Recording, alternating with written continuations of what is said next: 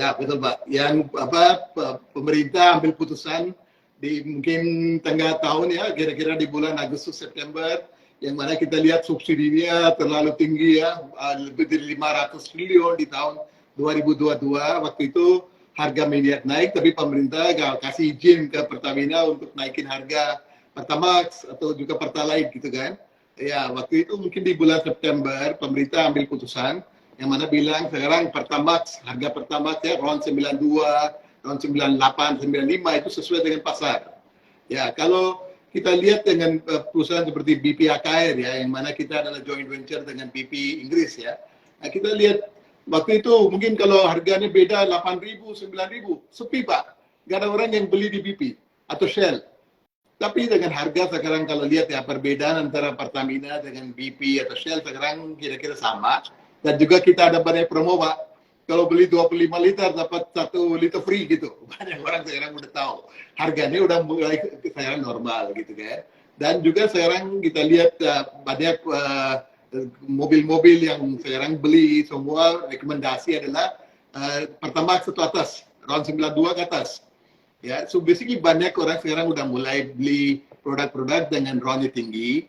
Dan juga kalau Bapak lihat di BP AKR, selain kita jualan BBM, kita juga ada gerai Pak, kopi, makanan, lubricant, semua ada. Rame Pak, kalau lihat di BP. So basically kita bawa konsep yang baru di retail, yang mana itu semua rapi, ya lokasinya sangat luas, dan juga ada parkir dan semuanya. Kita lihat banyak orang udah mulai pilih beli dari BP. Dan tahun 2023 juga kita ada rencana untuk buka banyak lagi Pak retail. Ya, kita sekarang sudah ada 36 outlet. Mungkin dalam waktu 6 bulan udah buka 14 lagi, udah 50. Tapi kita ada rencana setiap tahun untuk buka 50 sampai 70 outlet baru. Sampai kita bisa capai 350 outlet dalam waktu 5 tahun. Kenapa kita optimis mengenai ini?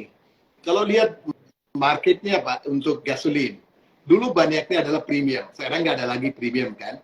88 udah dikeluarin. Pemerintah juga mau push untuk Euro 4 atau mungkin dengan yang untuk lingkungan lebih baik lah. Pakai gasolin yang mungkin dengan oktannya tinggi.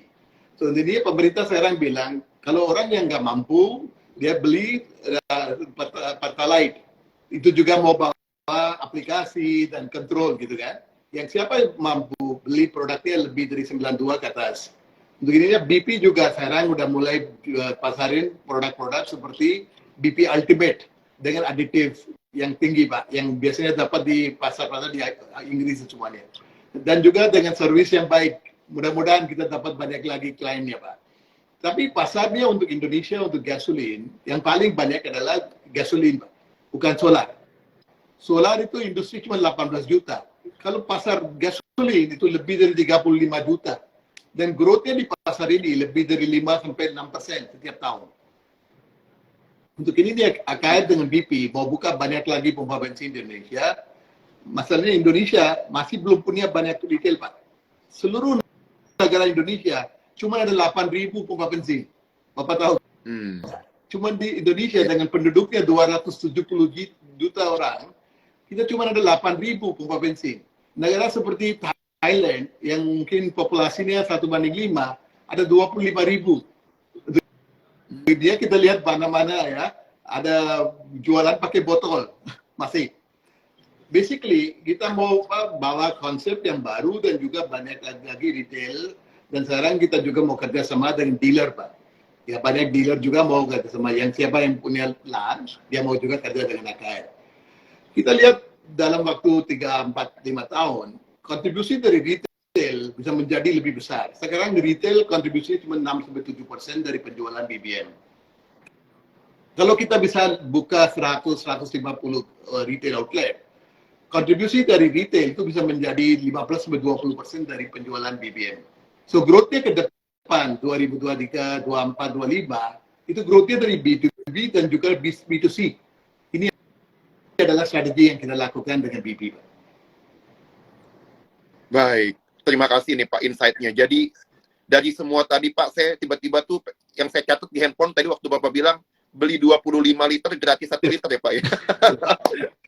Ini Ko William pas Bapak ngomong langsung senyum-senyum nih. Kayaknya besok langsung pengen ke Akta isi bensin 25 tuh gratis 1 liter nih, Bro. Itu semua marketing, Silakan. Pak. Selalu kita Betul. mau kasih best service ke customer. Tapi yang mungkin banyak orang udah mulai coba TPP, mudah-mudahan dapat customer base yang lebih luas, Pak. Ya. Iya. Thank you nih Pak infonya. Mungkin Ko William silakan Ko, jika ada yang ingin ditanya Pak ke Pak Sures. Iya, selamat malam Pak Sures. Selamat Mohon maaf sekali lagi saya agak terlambat masuknya, kendala internet tadi. Iya Pak, pemaparannya tadi udah cukup lengkap banget sih ya Pak ya. Memang sih kalau saya lihat kondisi sekarang, kalau Pertamina ini karena Pertalite yang selisihnya udah nggak terlalu jauh sama Pertamax ya, mungkin banyak orang udah beralih ke RON 92 yang memang pasti benefited AKR banget ya gitu ya. Nah Pak, saya mau cukup agak penasaran, mungkin saya mewakili teman-teman investor muda di komunitas investor muda yang kebanyakan retail gitu ya. Pak, kalau saya mau lihat contribution margin yang paling besar sebetulnya dari bisnis yang mana ya Pak ya? Dari B2B, B2C, dan kira-kira kalau misalkan B2C-nya bergerak lebih agresif, lebih baik, apakah nanti ke bottom line-nya bakalan sangat bagus sekali ke AKR gitu Pak? Iya Pak. A good question Pak. Kalau lihat yang kontribusi atau gross margin AKR sekarang Pak, dari gross margin AKR atau laba kotor, 70% dari laba kotor itu dari B2B atau mungkin dari penjualan BBM ke industri. Sekitar 15% itu dari penjualan kimia dasar ke industri juga.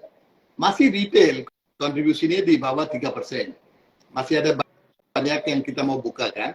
So basically masih yang majority of the contribution, 70% dari B2B petroleum, 13-15% dari chemical, dan sekarang ada baru bisnisnya, kawasan industri JP. Kita tahu AKR dengan Pelindo sudah bangun, nanti saya ceritakan lebih detail, kawasan industri yang sudah integrasi dengan luasnya 3.000 hektar dikasih. Tahun 2022, kontribusi dari JP bisa sekitar 13-15% dari laba kotor AKR. Itu juga adalah divisi baru sekarang.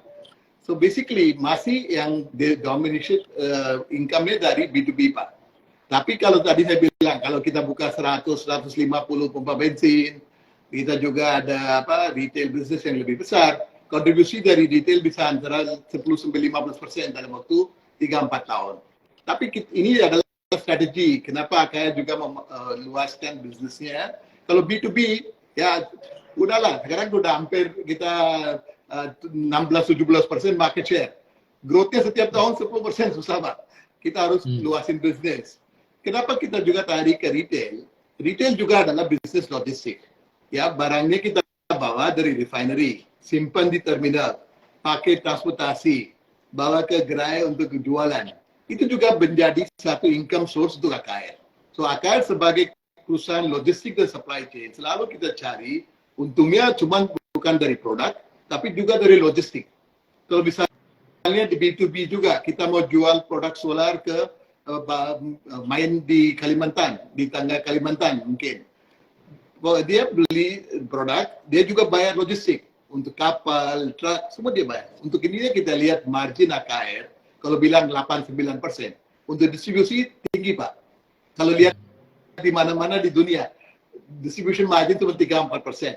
Kenapa AKR bisa dapat 7-8%? Adalah selain cuma produk distribution, kita juga dapat income dari logistik. Retail juga, ya. Nanti kita juga ada income dari terminal. Kita juga ada dari transportasi dan juga dari non-fuel, Pak. Mau jual kopi, makanan, kita juga dapat income dari situ. So basically we control the entire supply chain itu, Pak. So mudah-mudahan dalam waktu 3-4 tahun, kontribusi dari retail, kontribusi dari JP bisa menjadi satu segmen yang besar untuk KKR, bukan cuma B2B doang. Ya Pak, mungkin lanjut sedikit pertanyaan dari saya. Tadi Bapak sempat singgung soal JP. Apakah dengan adanya JP, apa bakalan ada multiplier effect ke penggunaan solar dan efek-efek berikut lainnya gitu Pak? Pasti Pak.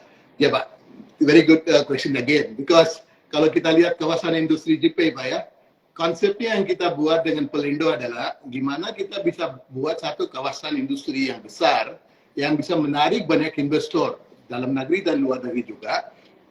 Tapi cuman bukan jualan tanah doang income-nya. Mungkin banyak real estate itu adalah jualan tanah. Tanah udah habis, kita cari lagi tanah di tempat lain. Bukan seperti itu. Kita mau bikin kawasan industri yang sudah ada pelabuhan. So, selain cuma jualan tanah, kita juga dapat income dari pelabuhan. Juga dapat income dari utility, listrik, air, supply chemical, supply BBM, supply gas. So, basically kita dapat recurring income, Pak. Selain jualan tanah, kita juga dapat recurring income. Contoh, kita tahu semua sekarang Freeport copper smelter di JP itu menjadi satu investasi yang paling besar di Indonesia, di dunia, Pak. Dia bangun sekarang smelter tembaga yang paling besar di dunia di JP, Freeport, Pak ya. Itu proyeknya udah jalan dari tahun 2019, saya dengar sekarang udah 50% complete. Di tahun 2024 waktu Freeport sudah mulai operation, bawa konsentrat dari Papua, bikin katoda di JP, selain dia bayar untuk sewa tanah, dia juga bayar untuk pelabuhan, ya dia juga bayar untuk listrik, air, gas dan semuanya. So pasti ini menjadi satu income stream untuk KKR untuk terus-terusnya, Pak. So, seperti tahun 2022 tadi saya bilang kontribusi JP udah hampir 15%. Kenapa? Kita tahun 2022 bisa hasil 45 hektar penjualan tanah nih. Selain Freeport punya leasing, kita dapat penjualan lahan 45 hektar, lebih besar dari barat budget yang kita. Dulu saya bilang 30-40 hektar mau target, tapi kita bisa capai 45 hektar. Dan juga dapat income dari leasing, juga dari listrik dan air semuanya. Tahun 2022, income dari JP aja pendapatannya udah 1,2 triliun. Lebih besar dari 2021, 500 miliar, Pak.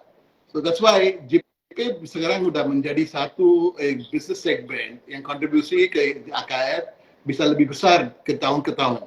Misalnya kita punya lahan besar di sana, 1.300 hektar. Untuk ini tahun ini kita set target ya, minimum mau jual 70-75 hektar. 2022 45.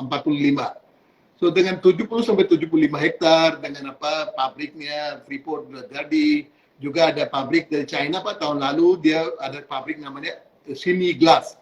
Dia juga beli 37 hektar dan mau bangun ke pabrik kaca yang besar di Indonesia. Dia juga butuh pelabuhan, dia juga butuh chemical, listrik dan lain-lain. So kita cari di JP customer yang butuh pelabuhan dan semua aspeknya recurring income, Pak.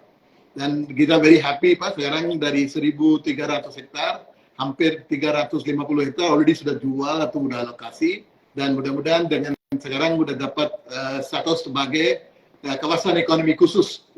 Sekarang JP menjadi kawasan ekonomi khusus, cuma ada 2 kawasan ekonomi khusus di Jawa, JP untuk manufaktur, Pak.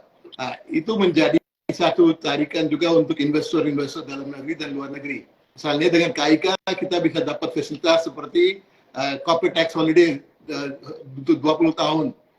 Semua tempatnya JP menjadi kawasan berikat, Pak. Nggak usah bayar duty, custom duty. So itu menjadi ease of doing business juga. Izin-izin keluar cepat. Jadi kita lihat banyak pabrik-pabrik udah mulai pilih JP sebagai tempat untuk ekspansi atau mungkin masuk ke Indonesia.